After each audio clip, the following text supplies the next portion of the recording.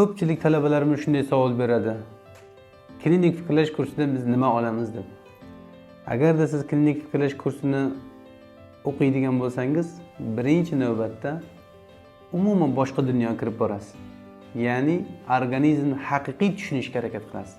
Organizm sizdan nima xohlayotganligini tushunishga harakat qilasiz. Doim yodda saqlang.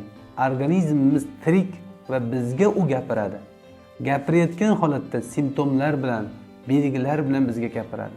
Shuning uchun biz klinik fikrlash darsida shu organizmda nima deyotganini tushunishni boshqacharoq holatda o'rganamiz.